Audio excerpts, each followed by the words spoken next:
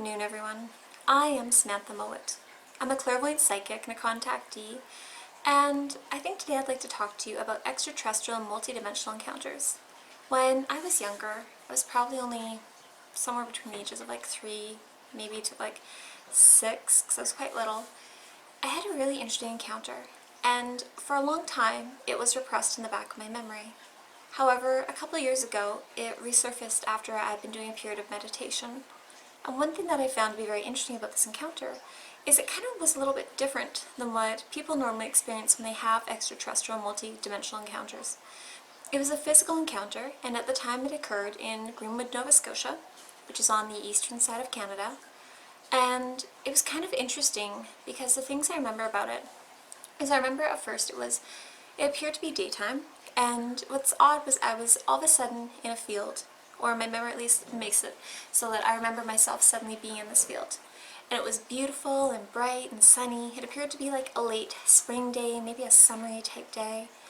And I remember knowing there were flowers all around and lush green grass.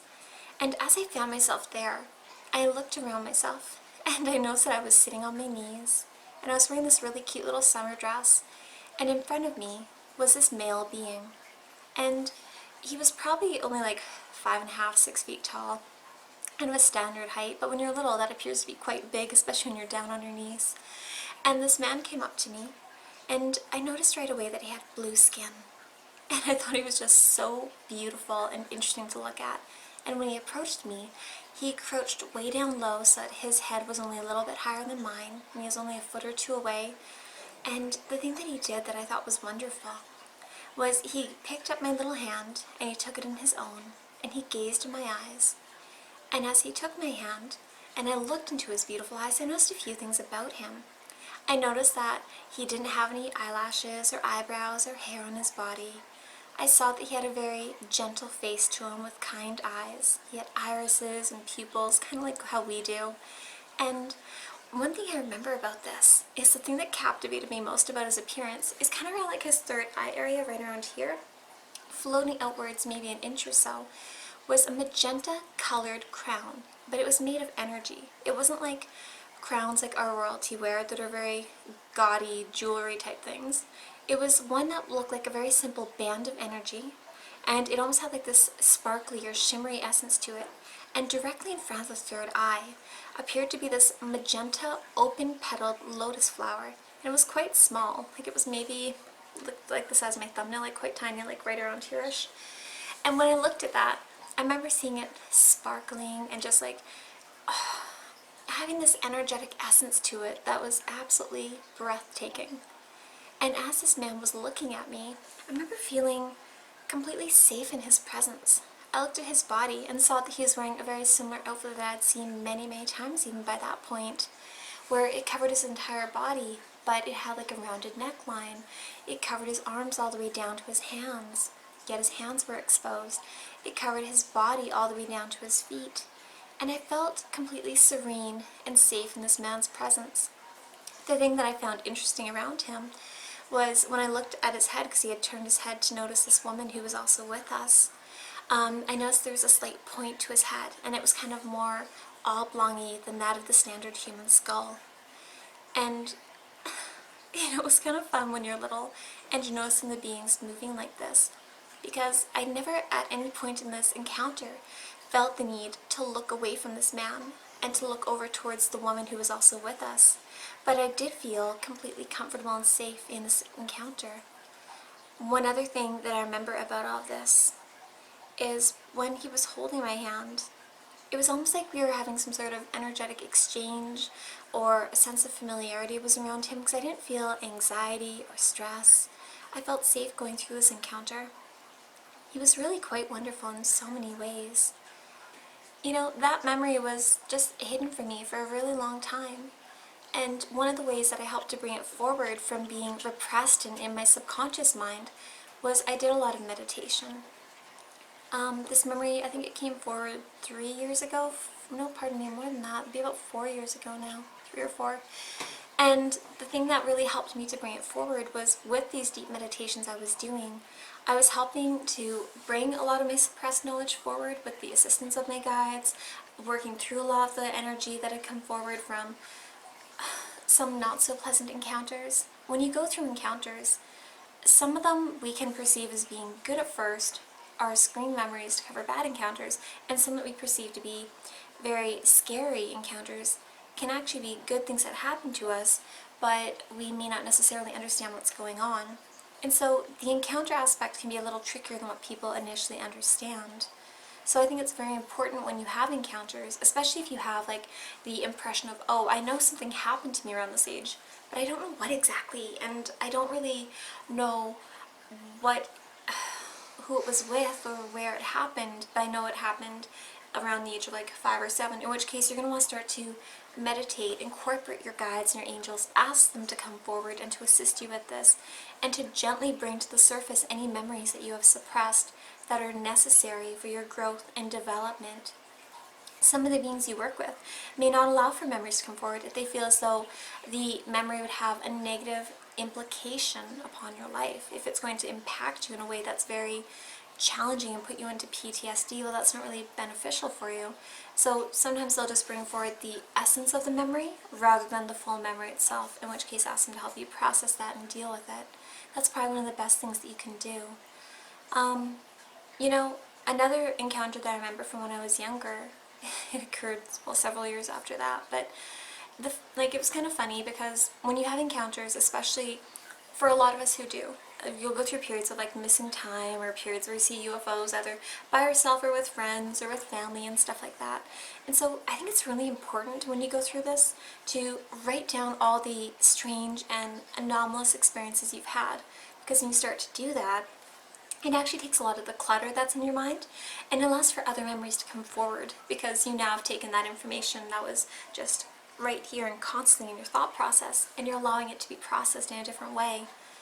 And that was something my mom had told me to do a couple years ago, because I was looking at all my encounters, obsessing over them, analyzing them, trying to figure them out.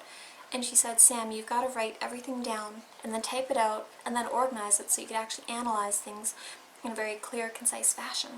And I'm really grateful that she did that, so thanks, Mom. You actually created a lot more understanding for me by doing that. So a long time ago, around the year 2000 or so, I think it was like a preteen or a teen or something like that, and I remember my mom had my sister and I working in the garden all morning, and it was summer at this point, because I remember we weren't at school at the time, and I remember we used to get up fairly early to do a bunch of chores around the farm, take care of animals, feed the chickens, feed horses and cows and stuff like that, and then before the sun got too high in the sky, we would try to go get our gardening done, that way we didn't get all burnt. And so, anyways, this one time, we had been working the garden all morning, and my mom and my stepdad thought it'd be nice for us all to take a break and go for a bike ride.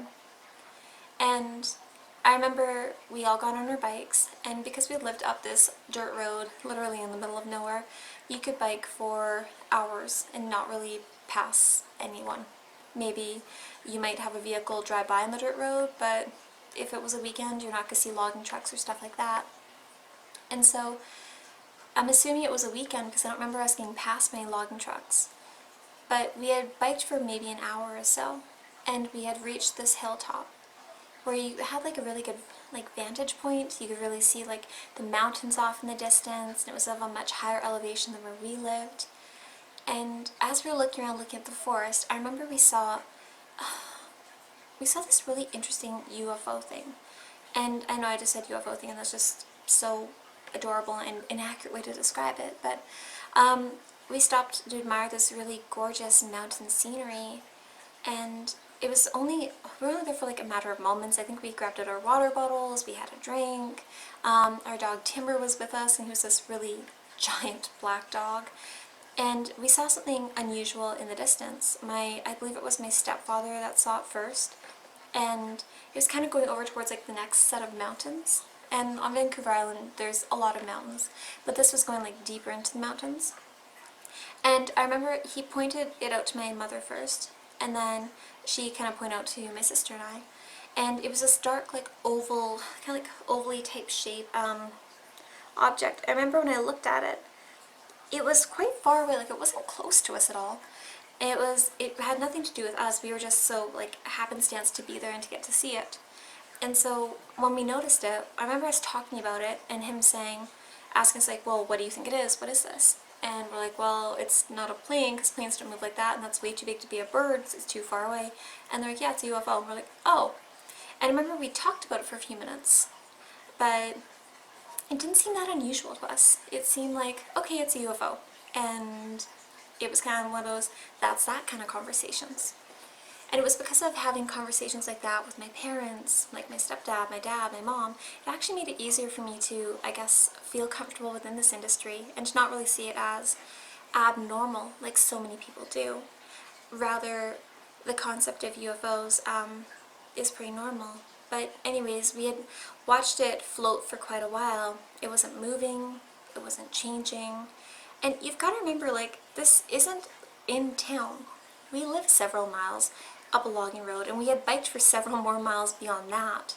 Further up the logging road, we would be able to hear if it was any form of like human technology, because it was pretty quiet out that way. Wasn't any development on that in that area. There was no airport in that area.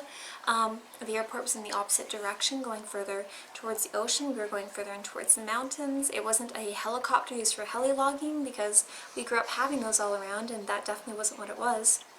It was close enough that we could see that it wasn't a man-made piece of technology.